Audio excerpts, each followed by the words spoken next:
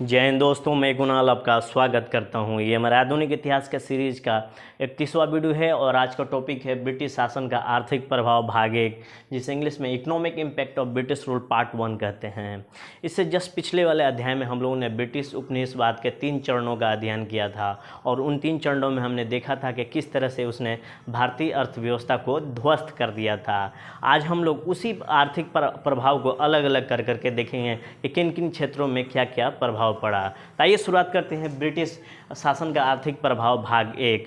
हम लोग जानते हैं कि 1857 में जो हमारा स्वतंत्रता संघर्ष हुआ था, उसके बाद से भारत की बागडोर ब्रिटिश संसद के हाथ में यानी कि ब्रिटिश क्राउन के हाथ में चली गई थी। लेकिन हम देखेंगे कि उसके बाद बहुत सारी सांस्कृतिक प्रशासनिक अन्य क्षेत्रों में उसने बदलाव किया, किंतु आर्थिक क्षेत्रों में उसने कोई बदलाव नहीं किया। जिस प्रकार ईस्ट इंडिया कंपनी का आर्थिक नीतियाँ थी, उसी प्रकार ब्रिटिश संसद का भी आर्थिक नीतियाँ बनी रही भारत में। उनका मूल उद्देश्य था भारत से अधिक धन इकट्ठा निकाल कर अपने देश में पहुंचाना। आइए थोड़ा सा और डिटेल में देखते हैं।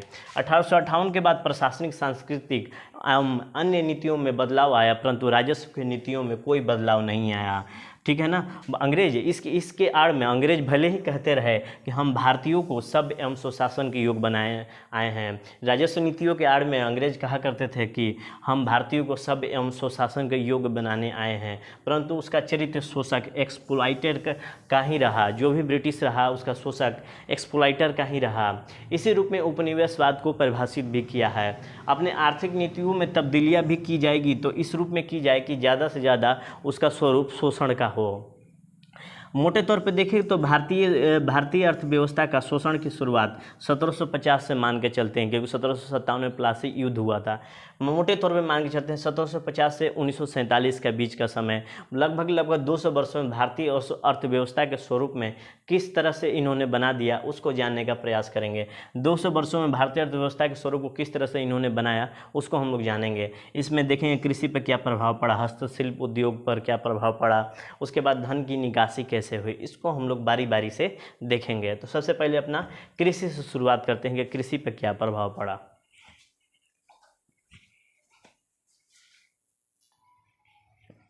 ब्रिटिश शासन का आर्थिक प्रभाव में सबसे पहले हम लोग देखेंगे कृषि। अब सबसे पहले हम लोग कृषि को देखेंगे, यानी कि भारतीय कृषि व्यवस्था का अंग्रेजों ने व्यवसायीकरण कर दिया। भारतीय कृषि व्यवस्था का कॉमर्शियलाइजेशन कर दिया। इसके कारण देखेंगे कि कृषकों पर क्या प्रभाव पड़ रहा है, कृषकों की दुर्दशा कैसी हो रही है और हमारे कृषि पर क्या प्रभाव पड़ा, इसको देखने का प्रयास करेंगे। यानी कि भारतीय कृषि व्यवस्था का अंग्रेजों ने जो व्यवसायीकरण किया था, तो उसका कृषकों पर क्या प्रभाव पड़ रहा है, कृषकों की दुर्दशा कैसी हो रही है और कृषि पर क्या प्रभाव पड़ा, कृषि पद्धति पर क्या प्रभाव पड़ा है, उसको देखने का प्रयास करेंगे। कृषि का व्यवसायीकरण, कॉमर्शियलाइजेशन ऑफ एग्रीकल्चर। कृषि के व्यवसायीकरण में एक शब्द है व्यवसायीकरण। सबसे पहले व्यवसायीकरण को समझते हैं, उसके बाद कृषि का व्यवसायीकरण समझते हैं। व्यवसायीकरण से पूर्व, कृषि का व्यवसायीकरण से पूर्व कृषि से किसान खाद्यान्न फसलों का उत्पादन कर रहे हैं, जिसमें गन्ना, गेहूँ, धान इत्यादि शामिल है। ये किसान जो है अपनी मांग और ज़रूरतों के हिसाब से इसका उत्पादन एवं उपभोग करते थे और जो बच जाता था, बचे अनाज से दूसरी चीज़ों की किसान खरीदारी करते थे। तो ये जो कृषि व्यवस्था थी आवश्यकता पर आधारित थी, नेसेसिटी पर आधारित थी। लेकिन अंग्रेज़ों ने इस आवश्यकता को बदलकर व्यवसाय की आवश्यकता बना दी। इसे ही व्यवसायीकरण कहते हैं। यानी कि यह व्यवसाय उद्योग है। अब दस्तकार, शिल्पकार वस्तुओं का उत्पादन नहीं कर रहे हैं, बुनकर कपड़े नहीं बुन रहे हैं, यानी कि उद्योगों की आवश्यकता के अनुसार कृषि का उत्पादन शुरू हुआ। यही कृषि का व्यवसायीकरण है। इसमें कि देखेंगे कि कपड़ा उद्योग, गन्ना उद्योग, अन्य उद्योग लगाए जा रहे हैं। यानी कि परंपरागत उत्पादन या खाद्यान्न को व्यावसायिक की मांग के अनुसार बदल देना ही कृषि का व्यवसायीकरण है। खाद्यान्न का उत्पादन बाजार के लिए करना ही कृषि का व्यवसायीकरण है। तो ये रहा कृषि का व्यवसायीकरण, यानी कि परंपरागत उत्पादन या खाद्यान्न को व्यवसाय की मांग के अनुसार बदल देना ही व्यवसायीकरण है। Changing traditional production according to the demand of the business is a commercialisation. ठीक है ना। तो ये रहा कृषि का व्यवसायीकरण। अब देखते हैं कृषि के व्यवसायीकरण के कौन कौन से कारक हैं, जिम्मेवार हैं।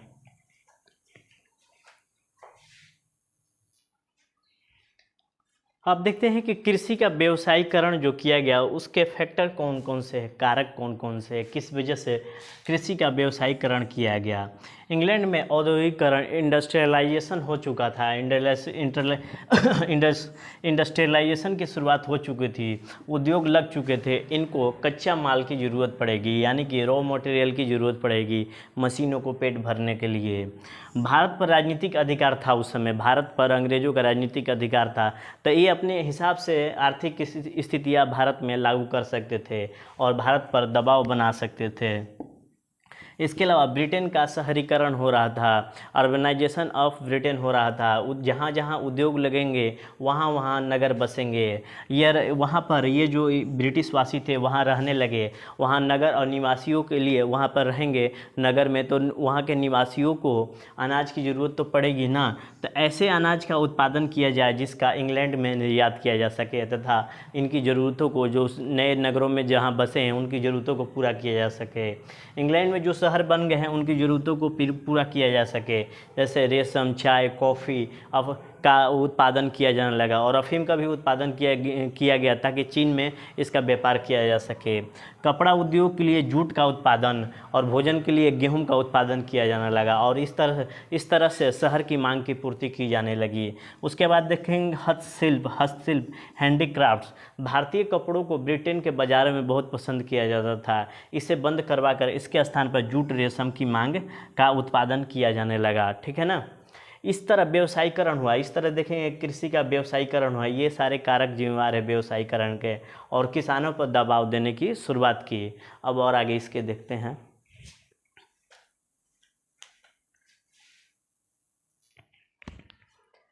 कृषि के अंतर्गत हम देखें तो भारत में बहुत ज़्यादा भौगोलिक विविधता हैं। भारत जो है बहुत सारा विविधताओं लिए हुए है भौगोलिक स्थितियों पर। यहाँ पर तापमान की बात करें तो जैसे कि नीचे हम अगर जाते हैं कन्याकुमारी में तो उष्णकटिबंधीय तापमान हमें दिखाई देगा। अगर वहीं हम जम्मू कश्मीर में जाएं ऊपर के पार्ट पर तो उपोष्ण शीतोष्ण कटिबंधीय तापमान का प्रभाव हमें दिखाई देगा। तो देखिए तापमान में भिन्नता है दो जगहों पर भारत में। ठीक है ना। उसके बाद यहाँ के मिट्टी, हर तरह की मिट्टी यहाँ उपलब्ध है। पहाड़ी मैदान है, पहाड़ है, मैदान है, नदी के किनारे खेती की जा सकती है, रेगिस्तान है। तो भारत इतनी सारी विविधताएं लिए हुई है। इसका लाभ उठाकर अंग्रेज़ों ने अलग अलग क्षेत्रों में अलग अलग फसलों का उत्पादन करवाया। जैसे कि उत्तर पूर्व और पूर्व के क्षेत्रों में, ईस्ट और नॉर्थ ईस्ट के क्षेत्रों में नील, रेशम और अफीम की खेती कराई। ये सारी नकदी फसलें थी। चाय और कॉफ़ी के बागान यहाँ पर लगाए गए उत्तर पूर्वी क्षेत्रों में। इन पर भारतीय जमींदार और यूरोपियों का मालिकाना हक था। उसके बाद पश्चिमी क्षेत्रों की बात करें तो गुजरात में तंबाकू का उत्पादन कराया और बड़े रेशों वाली कपास जो उत्तम कोटि की होती थी उसका उत्पादन कराया गया। फिर उसके बाद उत्तर भारत की बात करें तो खाद्यान्न फसलें और यातायात की व्यवस्था दुरुस्त थी। ठीक है ना। तो खाद्यान्न फसलों का बहुत बढ़िया से यहाँ पर उत्पादन कराया गया। नदी के रास्ते से जो यातायात की व्यवस्था थी उसको दुरुस्त कराया गया। उसके बाद देखते हैं कि जो कृषि का जो व्यवसायीकरण किया गया उसका सकारात्मक पक्ष क्या था, उसका पॉजिटिव इम्पैक्ट क्या पड़ा। भारतीय कृषि व्यवस्था परंपरागत ढंग से खेती की जाती थी। जो भी भारतीय कृषि थी वो परंपरागत ढंग लिए हुई थी। भारतीय परंपरागत ढंग से खेती करते थे। कृषि का व्यवसायीकरण से हमारे फसल पद्धति टूट गई। जो हमारी पुरानी फसल पद्धति है कृषि के व्यवसायीकरण के कारण वो टूट गई। इससे ज़्यादा लाभ तो कृषकों को नहीं हुआ, किंतु ग्रामीण अर्थव्यवस्था में पूंजीवाद का प्रवेश हो गया, यानी कि ग्रामीण क्षेत्रों में धन पहुँचने लगा था। अनाज बेचने से नकदी मिल रही थी, यानी कि पैसा सीधे सीधे मिल रहा था, और जिस अनाज को बेचने से नगद पैसा मिल रहा था उसे नकदी फसल कहते हैं। और उसके बाद देखेंगे कि जो भी उत्पादन अधिशेष हो रहा था, यानी कि जो उत्पादन हो रहा था अपने ज़रूरतों का पूरा होने के बाद लगान प्लस उपभोग के बाद कुछ चीज़ें बच जाती थी उसे अधिशेष कहते हैं, यानी कि सरप्लस। जो उत्पादन अधिशेष होने लगा, ज़्यादा उत्पादन होता था। ठीक है ना। और इस कारण से क्या हुआ कि जो मतलब कृषि का व्यवसायीकरण होने से उत्पादन का अधिशेष होने लगा था। जो उत्पादन हो रहा था, प्रोडक्शन हो रहा था, उसका सरप्लस होने लगा था। यानी कि पहले जो उत्पादन होता था लगान और उपभोग में ही ख़त्म हो जाता था। अब अधिशेष का जो ये उत्पादन जो अधिशेष हो रहा था, सरप्लस हो रहा था, इस अधिशेष का उपयोग बाज़ार में बेचने का काम करते थे। जो बच जाता था एक्स्ट्रा अनाज वो बाज़ार में बेच दिया जाता था। इस तरह हम देखेंगे कि ग्रामीण अर्थव्यवस्था स्थानीय थी और अपनी ज़रूरतों को ही देखती थी, परंतु कृषि के व्यवसायीकरण के माध्यम से ये जो हमारी जो ग्रामीण अर्थव्यवस्था है विश्व की अर्थव्यवस्था से जुड़ गई, यानी कि हमारी उत्पादित वस्तुएं ब्रिटेन जा रही थी। इससे कुछ लोगों में बहुत ज़्यादा समृद्धि भी आई थी। आगे देखते हैं।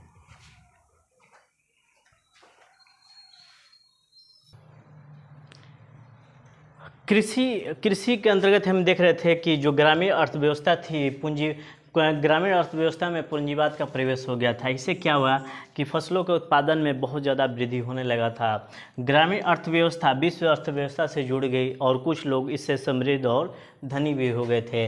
लेकिन इस व्यवसायीकरण की कुछ सीमाएं भी थी। कृषि तकनीक में कोई ज़्यादा परिवर्तन नहीं किया गया, यानी कि कृषि में जो उत्पादन की जो तकनीक थी, टेक्नोलॉजी थी, उसमें कोई ज़्यादा परिवर्तन नहीं किया गया। ठीक है ना, कोई ज़्यादा टेक्निकल परिवर्तन नहीं किया गया, नई मशीनें नहीं लगाई गई। कृषि तकनीक अपरिवर्तनशील रही। व्यवसायीकरण की गति तीव्र नहीं थी, जिससे जो लाभ मिलना चाहिए था वो मिल नहीं पाया। किसानों को लाभ नहीं मिल पाया। इसका लाभ मध्यस्थ बिचौलियों को मिला। मांग घटने बढ़ने का लाभ बिचौलिए उठाते थे, मध्यस्थ उठाते थे। अनुबंध यानी कॉन्ट्रैक्ट फार्मिंग, अनुबंध कृषि के कारण दाम घटने से हानि हो रही है, परंतु दाम बढ़ने से लाभ नहीं मिल पा रहा था। ठीक है ना। अनुबंध कृषि जो थी, इस कारण से क्या हुआ कि किसानों से अनुबंध किया गया कि 10 रुपये में हम आपसे अनुबंध करते हैं, लेकिन उसी चीज़ का फसल का दाम घट गया, तो वो दाम घटा तो किसानों को हानि तो उठानी पड़ रही है, यानी कि 8 रुपये में फसल बेचने पड़ रहे हैं, तो किसानों को 2 रुपये की हानि उठानी पड़ रही है। लेकिन वहीं 10 रुपये की चीज़ें 20 रुपये में बेचे जाने लगा, तो किसानों को 10 ही मिलेगा। ठीक है ना। तो परंतु दाम बढ़ने से लाभ नहीं मिल पा रहा था किसानों को। तो कृषि के व्यवसायीकरण से किसानों की स्थिति में कोई सुधार नहीं आया। ठीक है ना। घाटा रहा तो घाटा ही किसान सहेंगे। ठीक है ना। लाभ का कोई इसका सौदा नहीं था। इसके विपरीत भारतीय ग्रामीण अर्थव्यवस्था को नष्ट कर दिया। इसने कृषि के व्यवसायीकरण ने भारतीय जो परंपरागत अर्थव्यवस्था थी उसको नष्ट कर दिया और किसानों को ऋणग्रस्त बना दिया और गरीब बना दिया। अब इसके नकारात्मक प्रभाव को देखते हैं।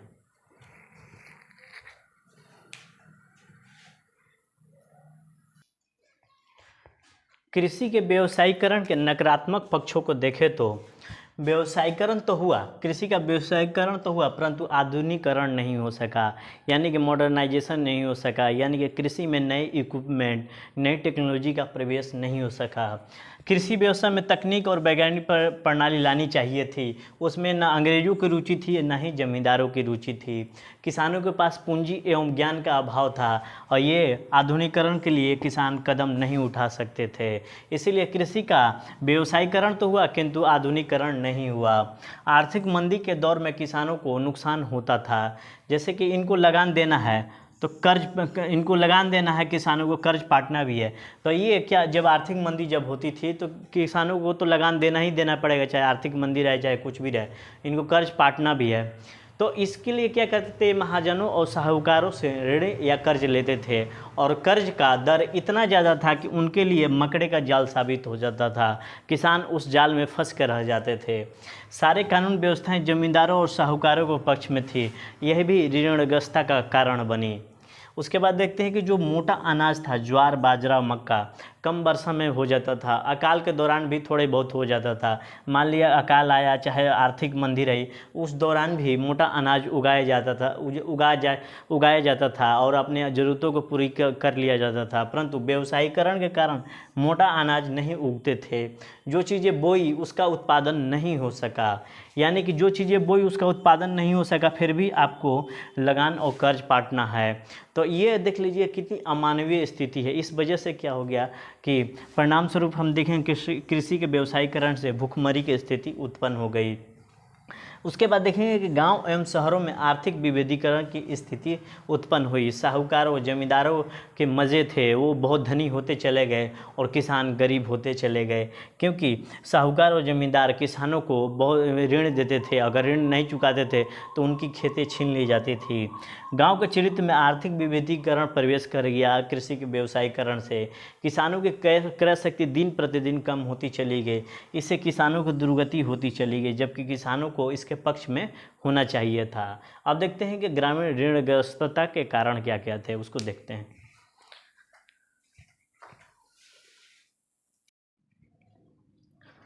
कृषि के अंतर्गत हम देख रहे थे ग्रामीण ऋणग्रस्तता को, कि किसान जो थे बहुत ज़्यादा ऋणग्रस्त हो गए, ग्राम था जो था वो बहुत ज़्यादा ऋणग्रस्त हो गया।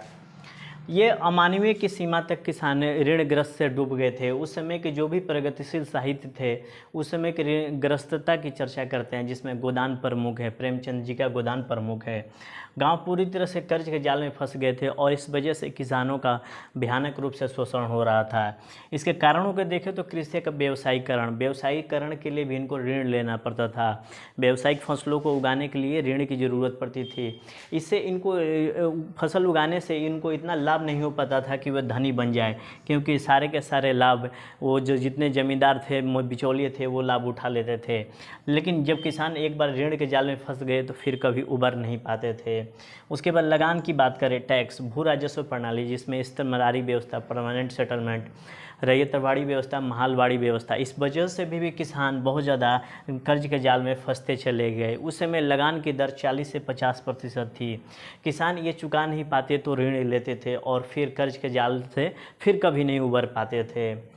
भूमि उस समय एक ऐसी व्यवस्था बन गई जिससे खरीदा या बेचा जा सकता था। भूमि को बेचने से किसान सीधे सीधे मजदूर बन जाएगा। अगर इसे बचाना है तो ऋण लेना पड़ेगा, यानी कि किसान को अपनी भूमि बचानी है तो ऋण लेना ही पड़ेगा, क्योंकि उस किसान लगान की दर इतनी ऊंची होती थी कि लगान नहीं चुका पाता था।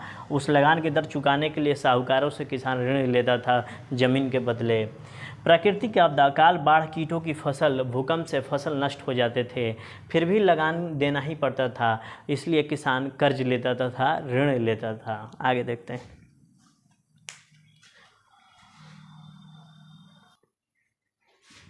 सामाजिक सांस्कृतिक कारणों से भी ग्रामीण ऋणग्रस्तता बढ़ी। शादी ब्याह, कुंडल संस्कार, मृत्यु भोज और मुकदमे के लिए भी पैसे चाहिए थे। इसके लिए भी इन्हें ऋण लेना पड़ता था। ग्रामीण व्यक्ति इस वजह से बगैर ऋण का वो सांस ही नहीं ले सकता था। 1857 के स्वतंत्रता संघर्ष में किसान शामिल थे। ये अपने गांव के जमींदारों, साहूकार और महाजनों पर हमला किया, क्योंकि इनसे ही ये ऋण लिए हुए थे, ये सामने दिखाई देते थे, ठीक है ना। इसी वजह से सामाजिक सांस्कृतिक कारणों में भी जिम्मेवार था ऋण लेने का।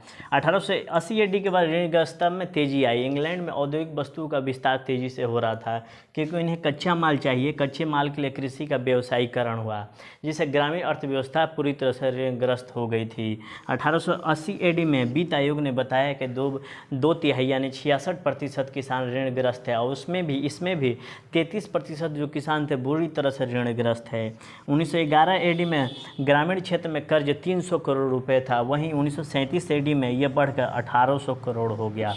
तो देख लीजिए क्या स्थिति थी। अब देखते हैं ऋणग्रस्तता का प्रभाव क्या पड़ा।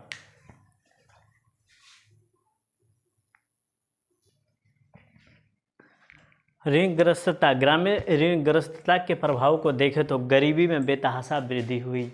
जमीन किसानों के हाथ से निकलकर जमींदारों या साहूकारों के हाथ में चली गई।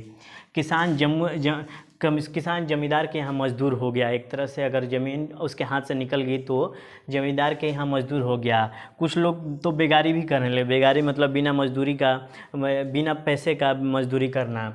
ज़मीन बेचते बेचते किसानों के पास जो ज़मीन थी वो छोटी बच गई। यानी कि कुल मिला के कहें तो जो किसान था स्वतंत्र सीमांत या भूमिहीन किसान बन गया।